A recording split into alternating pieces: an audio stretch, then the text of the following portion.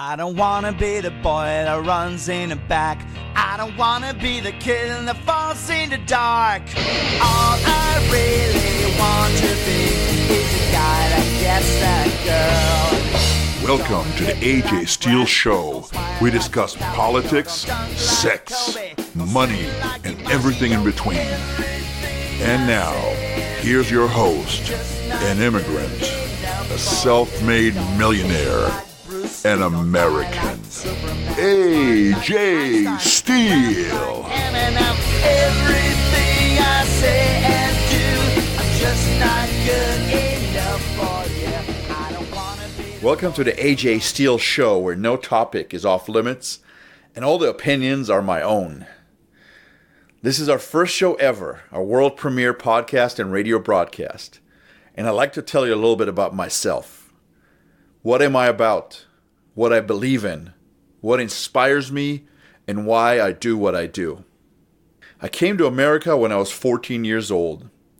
My family started out here with nothing, basically broke, living in a trailer park in one of the richest counties in the world. I went to high school, where I made some lifelong friends. Then I went to college. I played in a rock band. I toured the world with that band. I came back to the USA, settled down, started working and investing. I got married to a great local gal and had beautiful children. I started out as a dishwasher, then I became an oil change guy, and I even cleaned rich ladies' houses. And what an adventure that was, but that's for another show. I eventually moved up in life through hard work and education and found myself running a multi-million-dollar company with hundreds of diverse employees. At that job, I learned about the value of hard work and smart work. Working hard and working smart led me to making my first $1 million by the age of 29. I retired at my early 40s. Politically, I started out as an extreme liberal, then I became an extreme conservative, and I currently define myself as a strong American conservative with a libertarian strain. I always appreciated America. I even loved America before I lived in America. After all, it was brave American soldiers who rescued my grandparents from the Auschwitz death camps, where the Nazis tried to annihilate them. It was their heroic action that gave me a chance to be born. It was the same decent, fair-minded Americans that gave me and my family a chance to make it in the USA. I feel forever in debt to this great country, and I love it with all my heart. I will do everything in my power to make sure America remains successful and a beacon of hope for all of humanity. I have and will continue to fight to keep our way of life and our freedom. This show is going to attempt to cover a lot of ground, some of which is shaky, some of which is hollowed, some of which is ever shifting. But I will never denigrate the country and the people that gave me and my family a chance for a better life. Thank you so much for your time. I promise to give you the best, most honest show I can do. I promise to ruffle many feathers and challenge many of the accepted politically correct norms. I will not hold back, and I will not bend the truth to cover for anyone. It is our hope to enlighten and entertain you for many years to come. I hope this show will serve as a special thank you message to the decent American people who made it all possible for me. This is the AJ Steele Show. We will be right back. You're listening to the AJ Steele Show, where no topic is off limits, no discussion too harsh, no truth more true. The AJ Steele Show, we tell it like it is. All I really want to be is a guy that gets the girl. All I really want to be. Welcome back to the AJ Steele Show, where no topic is ever off limits. The media, and I don't have to say the leftist media because all of it is one and the same, academia, college teachers, high school teachers, junior high school, and even down to elementary school teachers, they all decided and they continue to lecture us about victim groups and the cultural worth of some groups above others. As a result, we're constantly being bombarded on a daily basis about the evil of white people, white straight people, versus the virtue and purity and even nobility of most other minority groups. But as you know, not all minorities are created equal, especially according to the liberals.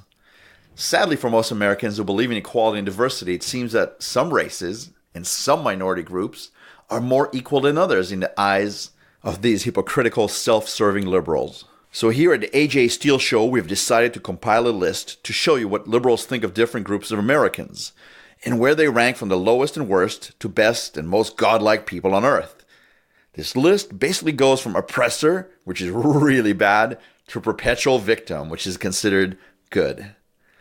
And number one, and worst people on earth, we have white people. Not a big surprise for all of you, right? White people apparently are devils and the creators of all evil on this earth for the last 2,000 years plus. They have used and abused all other minorities, especially through their imperialism and superior culture attitude. What these self-hating, mostly white liberals neglect to bring up is the fact that white people gave the world almost every amazing modern invention. They gave us the concepts of freedom and democracy. All of that doesn't matter because whites are the enemy of all mankind, according to liberals. At least they're number one in one thing, right? Let's move on. Number two, bad people. Ooh, Christians.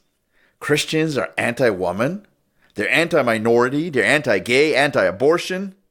Therefore, they're considered pure evil by the liberals. Forget Jesus. Forget Mother Teresa. Christians are evil. They're evil, backwards people who want to oppress all other religions. They are, in the lefty mind, the modern devil. And number three, a surprise, the Jews. Yes, I said it, the Jews. Liberals used to love them when they were murdered by the Nazis or when the KKK was still around. They also loved the Jews when they were helping the civil rights movement. But now, these very Jews who love Israel and love to live, they're classified as oppressors of the poor, of the Muslims, and other minorities. Being an anti-Zionist, which is the movement, Zionism is the movement to support the establishment of a Jewish state in the Jewish homeland of Israel. Being anti-Zionist is now the new and acceptable version of anti-Semitism. Interestingly enough, many liberal Jews are the most virulent anti-Semites. Sad but true, these self-haters hate the USA, they hate Israel, and they hate their own people. I call them Jews in name only. They replace the Jewish God with the God of liberalism. And number four, we have Asians and East Indians. They're right there in the middle. They're not really hated because a lot of them are still new immigrants to our country, so they get a little credit for that. But they're not really liked because they're mostly successful, they're incredibly intelligent and self-reliant, which is a huge no-no for today's victim society, and a lot of them are family people. So the poor Asians and East Indians, they land right in the middle of the liberal list of self-worth. And right after the Asians, we have the American Indians, the Native Americans. This group suffered terribly, but unfortunately for them, they're completely out of vogue because they're kind of small. They don't have a lot of political power. And anyway, the love affair of the left with them subsided in the 1970s. So in some way, these poor American Indians are getting screwed over again by the white people, except for these white people happen to be the liberal white people. At number six, we have African Americans, black people. We all know they suffered quite a lot under slavery and they suffered through discrimination. We know about their struggle during the civil rights movement. But unfortunately for them, they're not cool anymore. They're just not cool according to liberals. They lost a step in the ladder of minority victim status because of the rise of illegal aliens from our southern border. American blacks are still high on the scale of victimhood and fake pity. But because of their all but guaranteed monolithic Democratic Party voting, and because of their decreasing percentage of the demography, they have lost their status of the leading poster children of American misery and evil. At number seven, we have Latinos. People from Latin America are challenged, though. Many of them are conservative and hardworking, and they don't get any kind of merit points by the left, unless if they are illegal aliens. So the left doesn't really care for regular Latinos because they're family people. A lot of them are Catholic. They're hardworking. They're very conservative. But illegal aliens, An illegal alien is worth his or her weight in gold in the war against America. As far as the left is concerned, illegal aliens are one of the most loved and championed people in the world of minorities. We all know that a lot of the greedy Republican company owners love illegal aliens because of their cheap labor. And we know that the Democrats love them because they're a huge voting bloc. They have a lot of kids and they all vote Democrat. But believe it or not, even the poor illegal aliens are not the most loved group by the liberal left. There are 3 more groups that are even more miserable, they're more victimized, and they're more loved by the America-hating liberal left. We'll be right back with the top 3 most loved minority groups. This is the AJ Steele Show. Thanks for listening.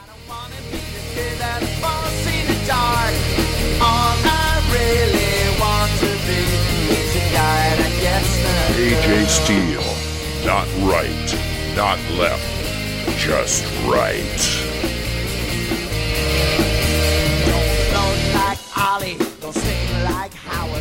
And welcome back to the AJ Steele Show. We're continuing with our list of most beloved minority groups by the liberals versus the most hated groups.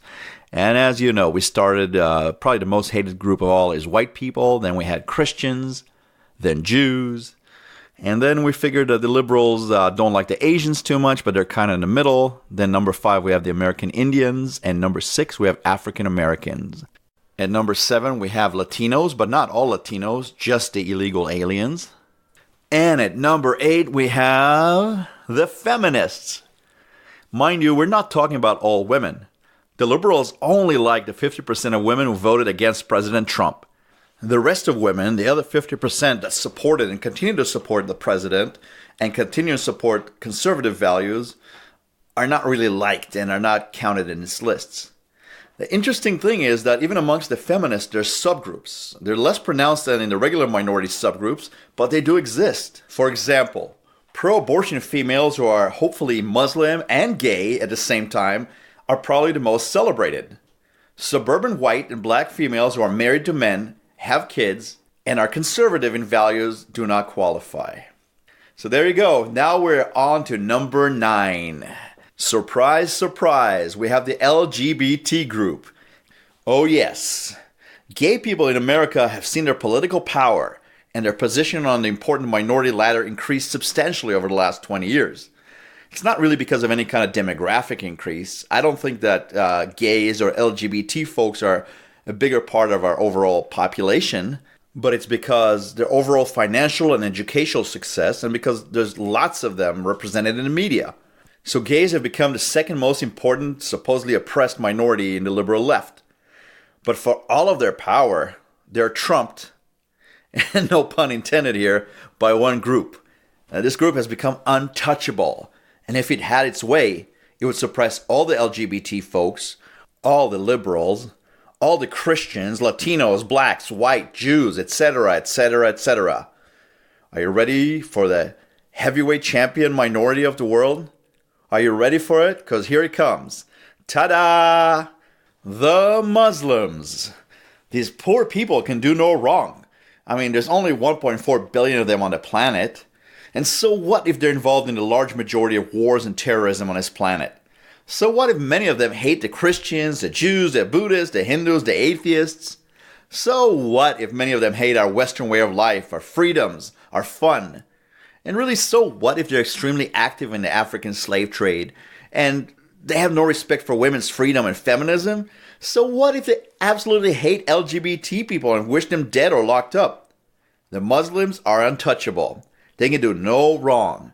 Everything they do, including honor killings, female genital mutilation, beating of women and children, radical Muslim terrorism all over the world, and even their hatred and murder of LGBT folks is okay. After all our teachers and media keeps telling us over and over again that Islam is the religion of peace, don't they? So why?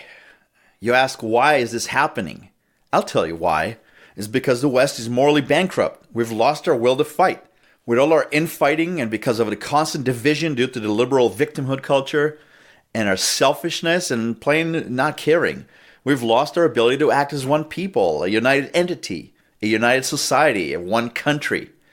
And so it seems like we're cowering in fear and lack of moral high ground to confront Islam.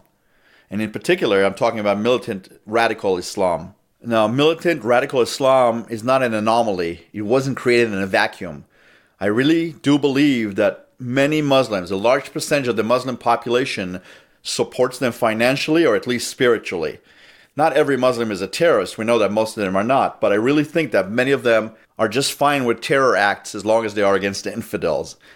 And just to clarify, the word infidel means anyone who is not a Muslim. It's most of us Americans, American of all stripes, left and right, gay and straight, minority or majority. It sure gives you something to think about, doesn't it?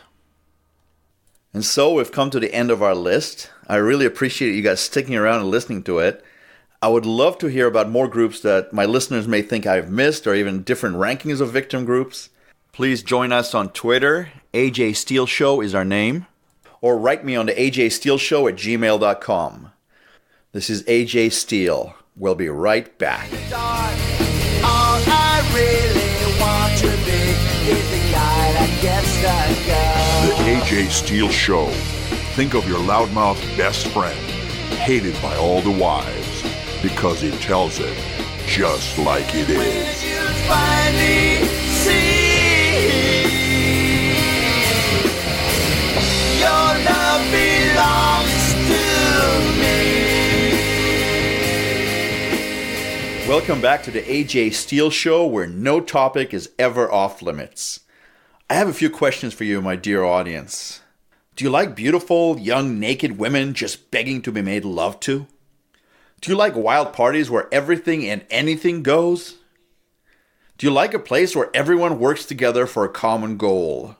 Do you like good mysteries involving listening devices, attempted murder, and mass poisoning? And finally, do you like Indian food? Because if you do I have this story for you. Did I mention the naked women already?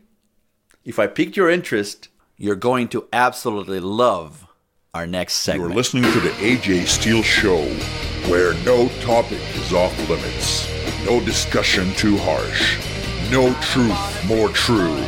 The AJ Steele Show, we tell it like it is. All I really want to be is a guy that gets the girl.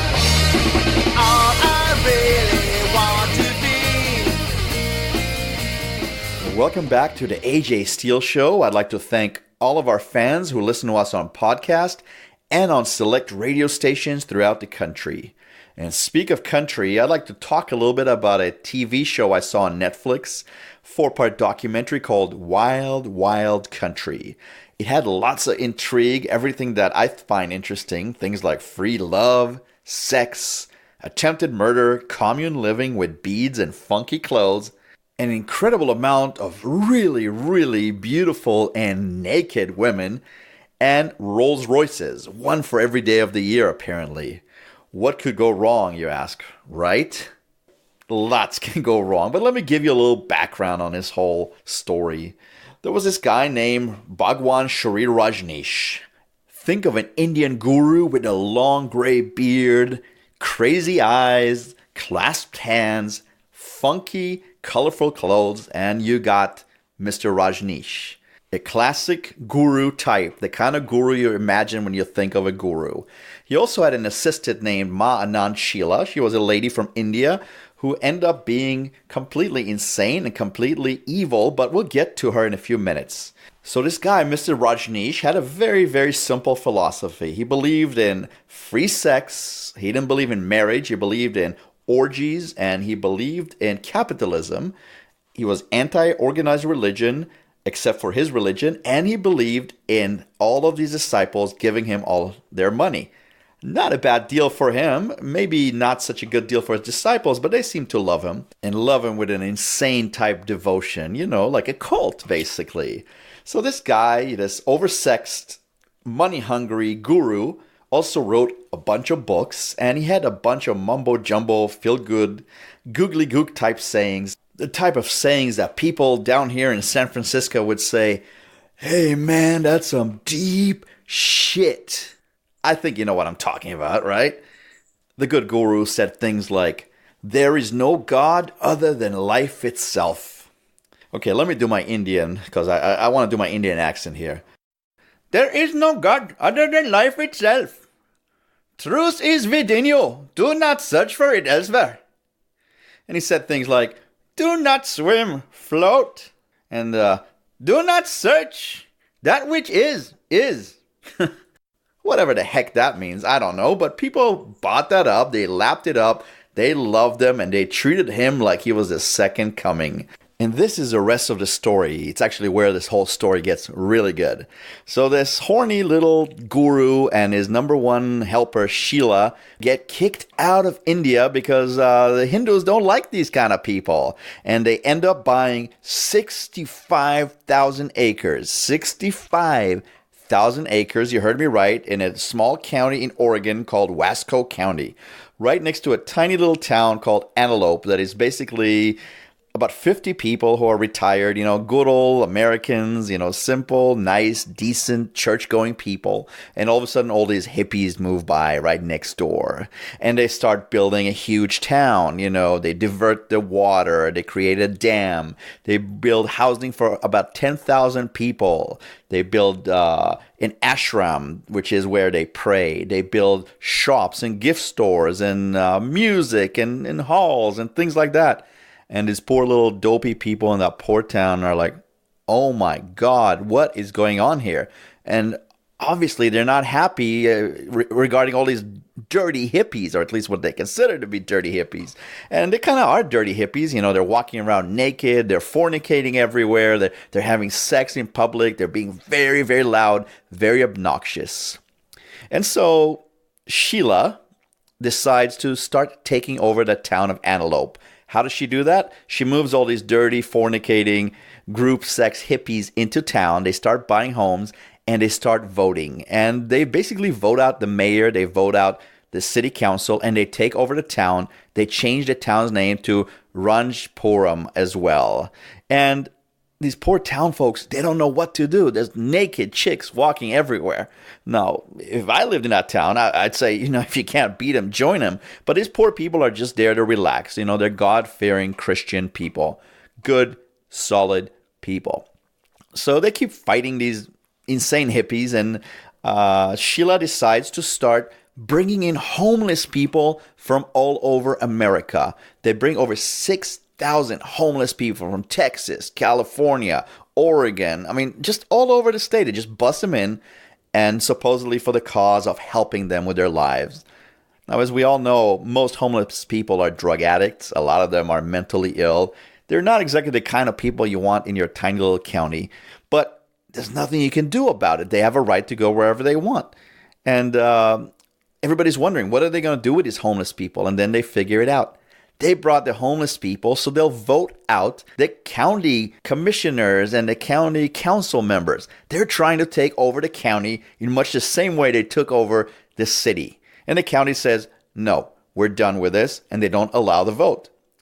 So this devilish, insane Sheila and her guru, Rajneesh, horny guru Rajneesh, start doing crazy things like poisoning people. They poisoned over 700 people in the county. They start intimidating people with a crazy police department of theirs and their constant sexual behavior. They start doing a lot of crazy people and intimidating everybody.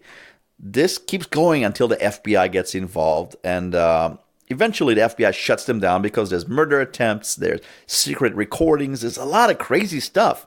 Basically, these loving hippies turn into the nastiest, angriest, meanest people you could ever think of.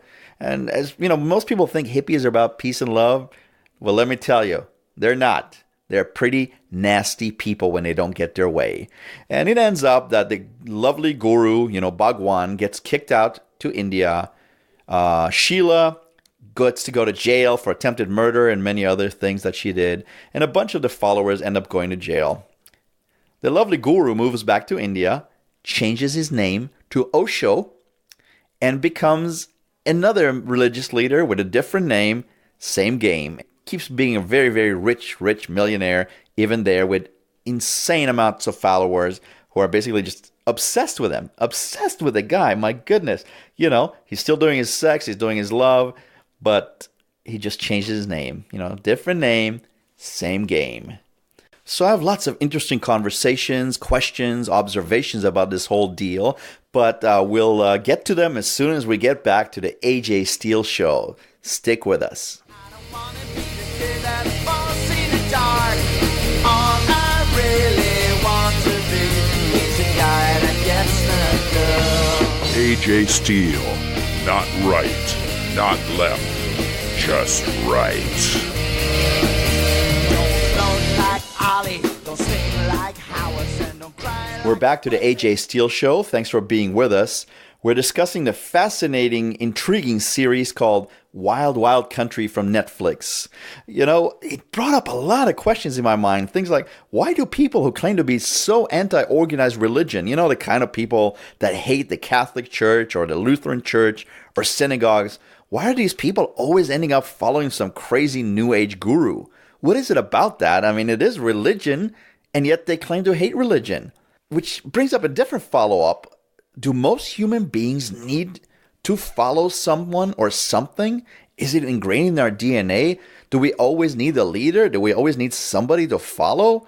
I mean, you know, some people have politicians they follow. Some people have religious figures they follow. Some people follow, Buddha and Jesus, Muhammad, Moses, things like that. And some people follow these crazy gurus. What is it in us? Are we just empty, or do we need somebody or something to kind of fulfill some kind of a moral or some kind of an emptiness in our heart? Is it fear of death? I mean, what is it about people? The next question is this. You know, I was thinking about this long and hard. What is really wrong with following alternate religions? I'm not the kind of guy that's going to go follow a guru or one of those new age healers. I think they're all nonsense.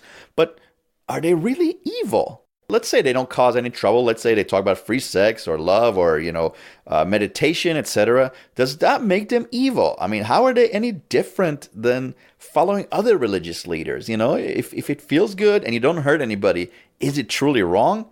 I don't know. I mean, I have a hard time going against people who believe in something, and even people that decide to give lots of their money to these people. I mean, how are people that follow gurus any different than the people that give money to these pastors on TV or entertainers? I mean, a lot of people spend thousands of dollars going to rock shows.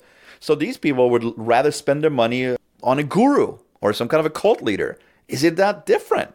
And really, the final overall question is, are these gurus truly different from our prophets? People of monotheism or other religions, prophets like Moses or Jesus or Muhammad or Buddha, are they really truly different? And I'm not comparing their messages. I'm not comparing what they believe in. But I ponder this. They have their own message. Didn't all those other prophets, our religious prophets that we venerate so much, didn't they have an amazing amount of charisma and followers that would do anything for them? Is that all it is? Is that all our religious leaders or prophets? Were they just basically gurus of their time? And probably the scariest thing about this is why do a lot of these gurus or leaders or cult leaders go bad in the end? What is it about power? Does power always corrupt human beings? Are we capable of having any kind of power or control without oppressing or abusing other people that disagree with us? Somebody said absolute power corrupts absolutely. I think it's true. I think human beings, when they reach any kind of position or power or success, always feel that they have to depress or put down others who are less powerful than them. And I think that's a very, very sad statement about humanity. No, I don't want to end on a sad note. I just want to say that I was hoping that I could get you to think a little bit about religion, about all these cults, about how human beings react to them, and about power. I hope you really enjoyed our first show. I know I sure did. And I really hope you join us again for our next podcast of the AJ Steele Show. Thank you so much and take care. I don't wanna be the boy that runs in the back. I don't wanna be the kid that falls in the dark. All I really want to be is the guy that gets that girl.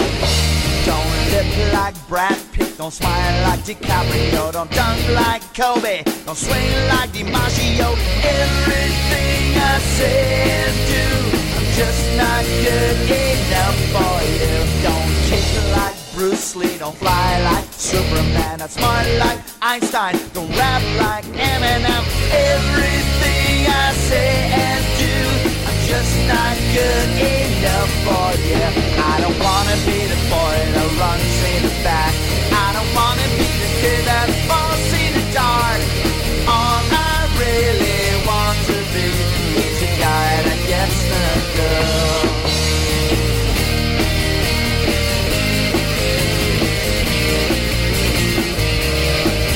Don't float like Ollie, don't sing like Howard, and don't cry like a pussy, don't spend like a millionaire. Everything I say and do, I'm just not good enough for you. I don't wanna be the boy that runs in the back. I don't wanna be the kid that falls in the dark.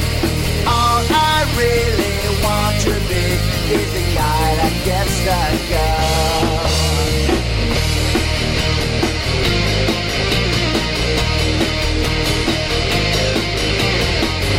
And when you finally see your love belongs to me.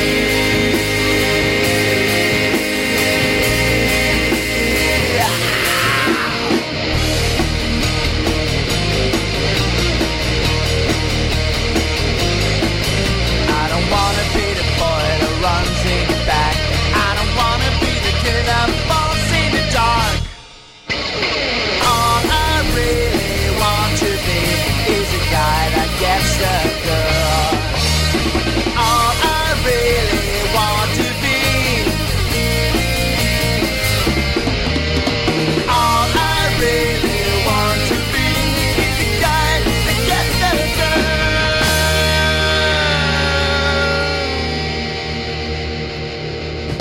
The AJ Steele Show, copyrighted 2019.